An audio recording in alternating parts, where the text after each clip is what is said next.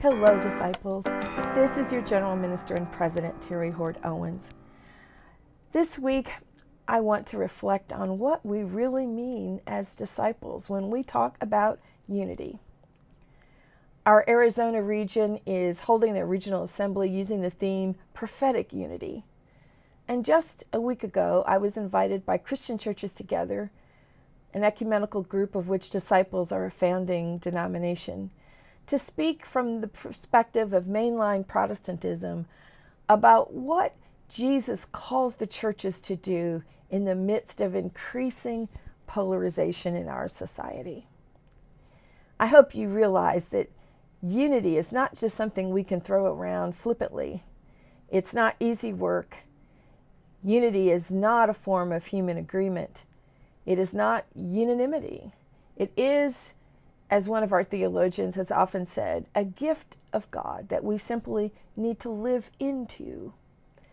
We may not agree on which candidate to vote for or which policies we think are best for this country, but we must move forward and each one of us exercise our right to vote to help make those decisions, whether you live in the U.S. or Canada.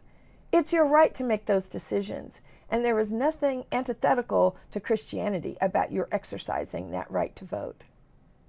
What we have to do is remember that as people of the table, people who are called to the Lord's table, and people who say that we welcome all to the Lord's table, we have to stay at the table.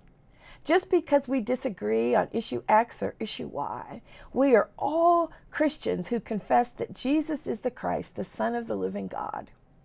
We must remember that our love for all of humanity is one of the ways in which we reflect and express God's limitless love for us all.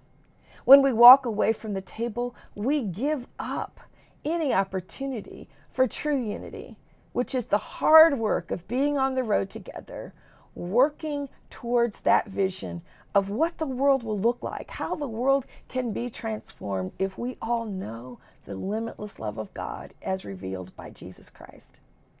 So, I hope that you will get into those voting booths and cast your ballots this November. If early voting has started, do that. Work to ensure that everyone has access to that process, just as we all believe that everyone should have access to the Lord's table. And let's ensure that our conversation and our working together is not only just, but humane.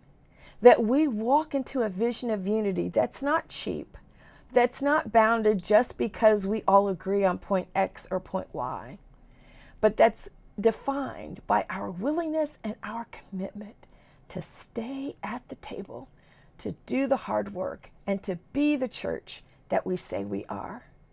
In this season, when unity can seem so far afield, when it can seem so hard to reach, remember God has already given it. Let's just walk into it and be the church we say we are. Remember, God loves you, and so do I.